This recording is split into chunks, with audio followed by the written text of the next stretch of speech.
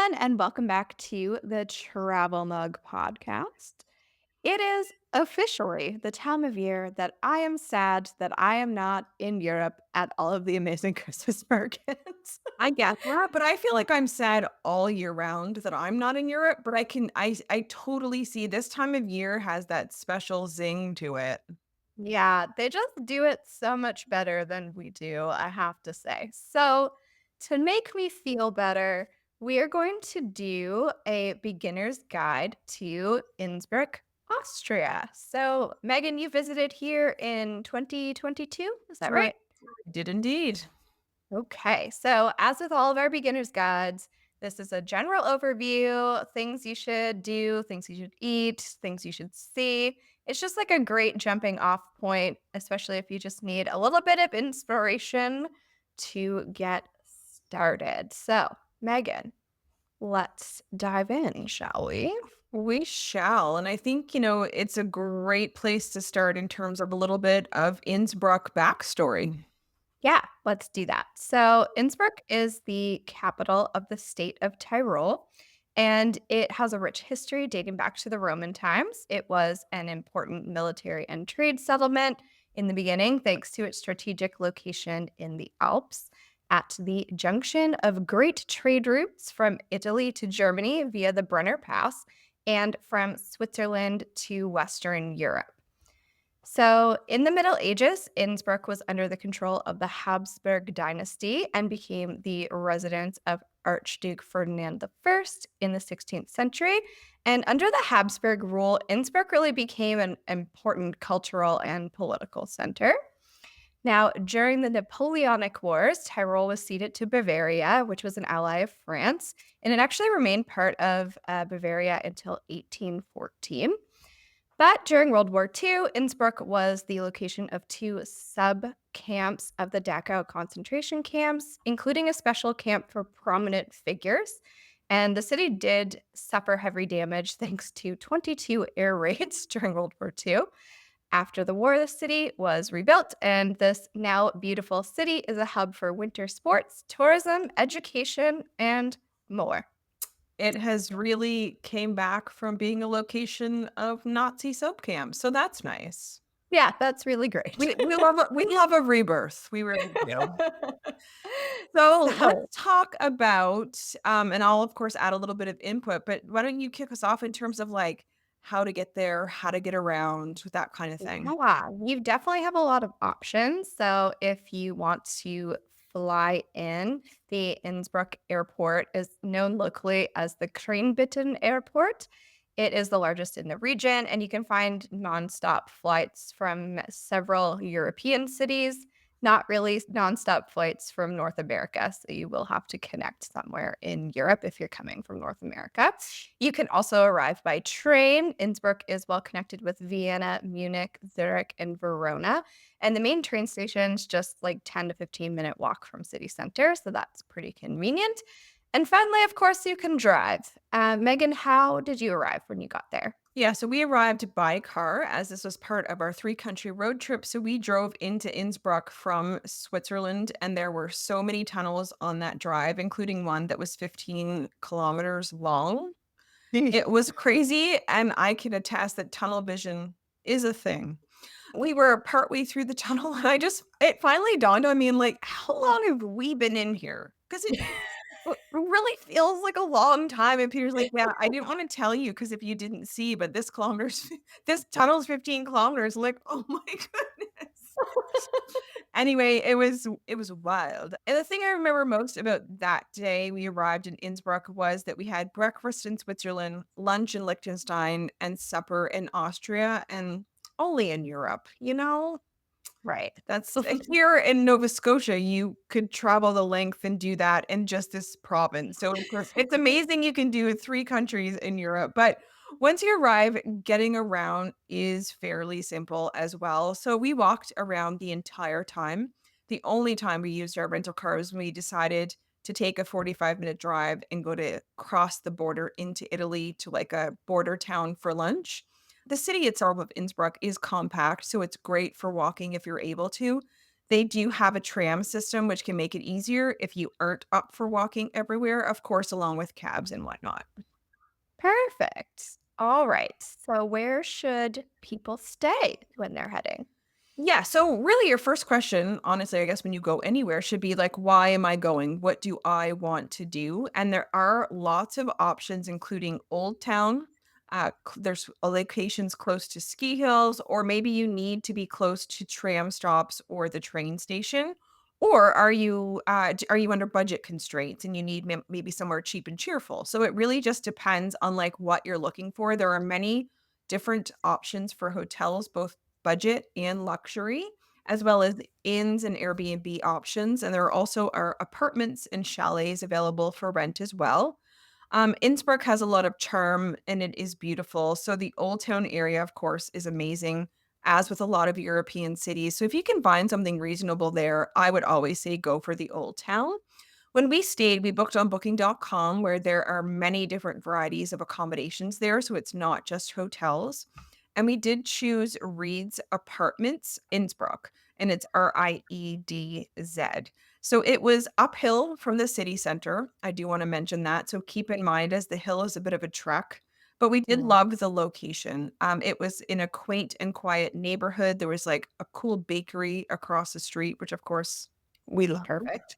Yeah. And it was an actual apartment with access to laundry, which we needed at that point in the trip, plus a full kitchen. It was really great, and I'd highly recommend it if you are up for the walk down and, back up from the city center. Yeah. Yeah, down's not usually the problem, No. it's back up, yeah. Yeah, I regretted it a couple of times, but we made it. All right, so let's dive into what to do. And Yeah. of course, we need to start with the Christmas markets because that'swhat's on my mind, you know? It's what brought us here, really. That's what brought us here. So, if you're headed to Innsbruck to see the Christmas markets, book your trip around mid-November to like mid to late December. I think they kind of roll up around the 23rd of December. So, Old Town becomes a festive Christmas market with colorful stalls, selling Christmas crafts and traditional Christmas music plays from the Golden Roof, which we'll talk about later. There's also a market on Maria Teresian Street where you can find more market stalls, mulled wine, of course, and delicious snacks. That's probably where I'm going to hang out. Mulled wine and snacks, let's do it. And at Market Square, you'll find a family-friendly market. It has, like, puppet shows and storytelling and a traditional, carousel. And if you want to get out of Innsbruck, you can also check out Hungerberg, St. Nicholas, and Wilton. They all have their own Christmas markets and things to do. So you can really make a Christmas-themed trip out of it. You can Mm. indeed. And I've read recently that past guest of the show, Lori from Memory Bank Travel, was actually selected recently to do the Christmas markets in Europe, and she's going to Innsbruck. Ah, that's so Good for exciting. her. I'm jealous. Me too. Me too. Now, let's talk about a little bit of outdoorsiness, which isn't necessarily me or you. Um, Yeah, but it's other people. So let's hear about it. I don't think we're gonna do this, but as we'll chat about later, Innsbruck is a great place for skiers and snowboarders. There are 9 ski resorts that have joined together to form the Olympia Ski World Innsbruck, and the closest ski resort is Aximir Lism.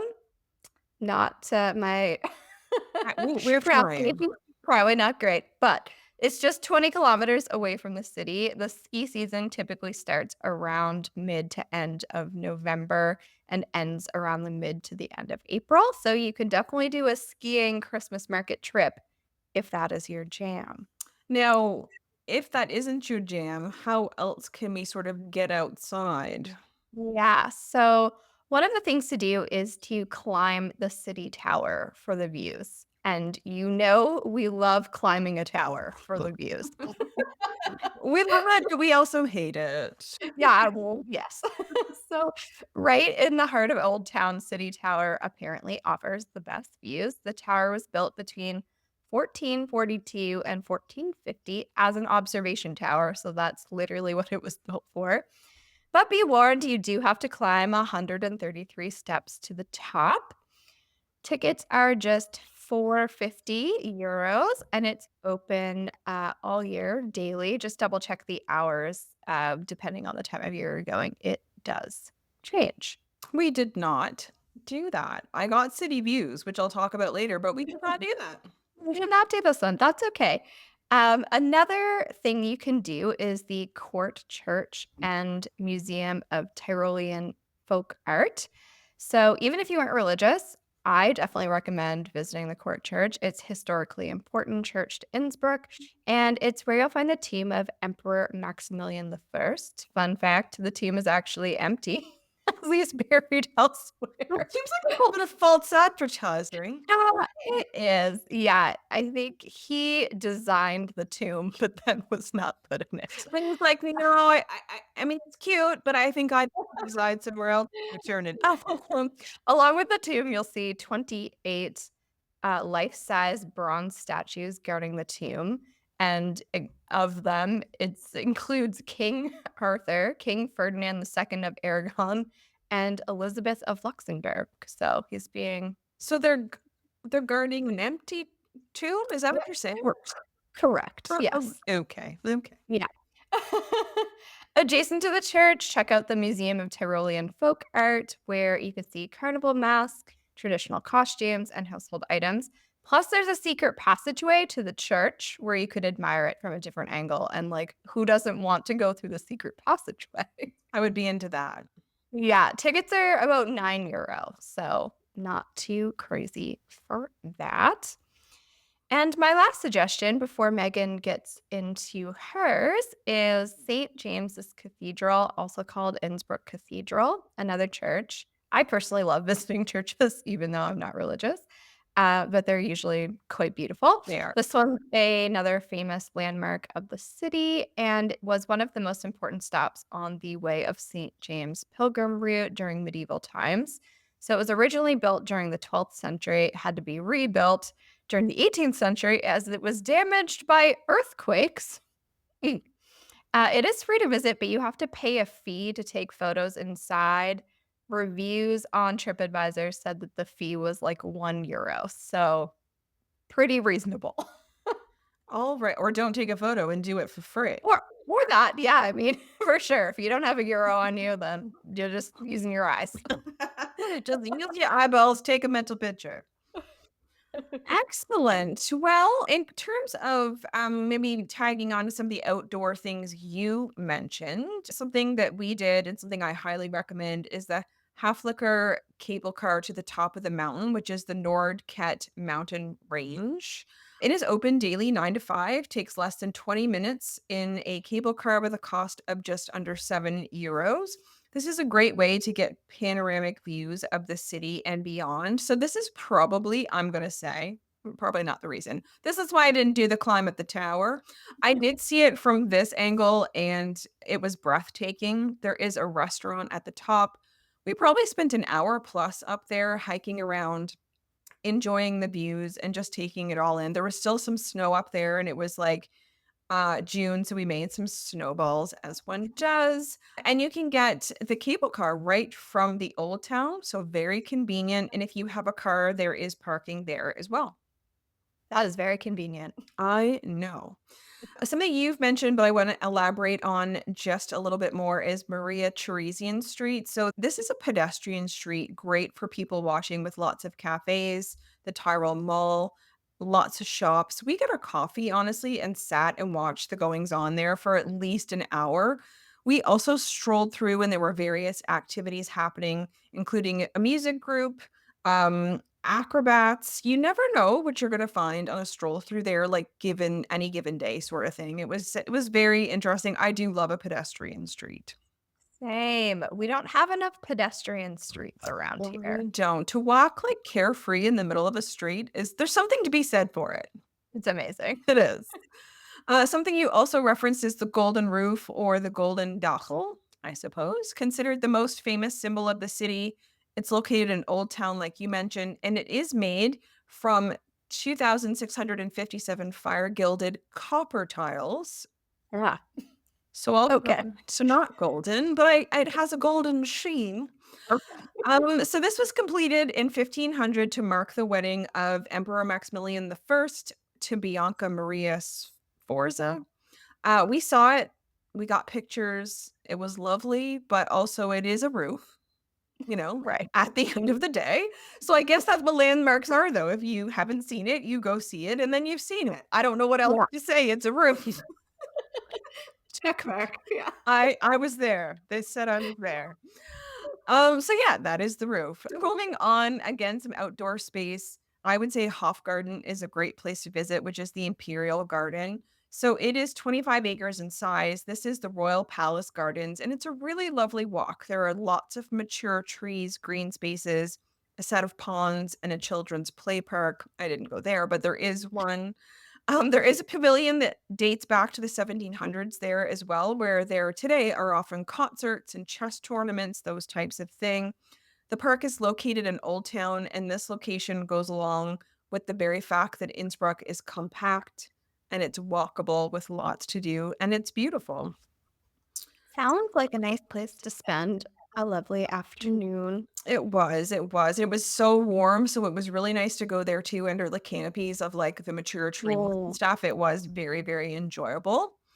Something I probably mentioned back in 2022 when I did my trip recap. So if you want to skip this part, go ahead, but I'm going to mention it again.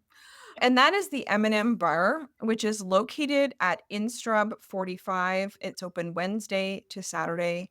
This is a cocktail bar that I still think about to this day, and I'm not a big drinker. Really not. I don't really love, I like drinking, but I don't love the taste of alcohol, so therefore not a big drinker. But in the evenings, we do like to explore the nightlife of a city. And using trusty Google Maps, we did find this bar based on ratings, and my goodness, it was great. So it's a bar with outside seasonal seating. There's seating inside, upstairs, and downstairs. We like to sit at the bar when we're in a new city. We find it conducive to talking to new people and chatting with the bartender. And we were able to do this at M&M Bar, which was great. We did meet some locals, and I had a cherry vanilla pina colada. And when I say it is one of the best drinks I've ever had, like, I truly mean it, and I think about it a lot, and again, I'm not a big drinker, and I've actually recommended it to a few people, and one person wasn't a drinker, and they went there and ordered it virgin and was able to get it, so that's nice. also an option. Amazing. I know. So the presentation at the bar is amazing. The atmosphere, the lighting is fun. They have great bar snacks. I love a great bar snack. Peter enjoyed his drinks as well, and the bartender, who was one of the owners, was able to create a drink for him too, just out of ingredients he enjoyed. Even though the bar menu is huge with so much choice, it's just a really fun place to go with a great atmosphere, great drinks. Sounds super fun. It was. And then finally, I wanted to mention Amber's Castle. So, dating back to the 10th century before Innsbruck was a thing, this castle has been mentioned. So, a Renaissance castle is located in the hills above the city. It was built by Archduke Ferdinand. These days, the castle is used as a museum with varied and important collections, such as the Habsburg Portrait Gallery, a fresco in the courtyard dating back to the 16th century, glass collections, and more. There's really so much history in this one place. It's pretty incredible. And the cost for adults is 14 euros and children and young adults are free. What young adults means to them, I do not know, but good luck. I hope it's free for you. Well, oh, that's not yeah, that sounds so fun. So much history, definitely, to be seen here. Mhm. All right, so let's talk about one of our favorite subjects, which is food. Indeed. So, I mean, there are a variety of restaurants and options, obviously, to eat in Innsbruck, including the option of visiting the grocery store. I want to mention that. And you can eat in your accommodation if you have, of course, a kitchen. Food at the grocery store is very reasonable, especially if the last country you were in was Switzerland. We felt like kings and queens once we got to Austria, and not that Austria is quote unquote cheap, but just comparatively, we're like, we'll have that cheese, Yes. all the cheeses. Anyway, we felt like we had a lot more money in Austria. Anyhow, in terms of restaurants, we had Italian and Korean. Those were two standouts that we did have while we were there. We had some really amazing pizza. And a quick Google search informed us of some traditional Austrian foods that you should try. So, Jen, do you want to talk a little bit about some traditional foods? Sure, of course, we have Wiener Schnitzel. Gotta Naturally. try that. Apple strudel, which would probably be one of my personal favorites. Yes. Tafelspitz, which is a boiled beef dish. Uh, Bouchel, but I'm guessing. Yep. A hearty stew, and it is made of organs and such. So just be sure that you want to eat that before you order it. It is traditional. So, if you're really diving in, there you go. Yeah, I'm sure Ryan would eat it. Great. Oh, Um, that's cool. I'm so glad that people are like adventurous. And obviously, I'm sure they're right. I'm semi-adventurous, but the word organ gets me. yeah, that one gets me Yeah. too. Brettel gels? Yeah, Brettel I would gels? say. Okay. This one looks like a charcuterie, so I think we could have that one. It's like a snack platter with breads and meats and pickled vegetables and spreads.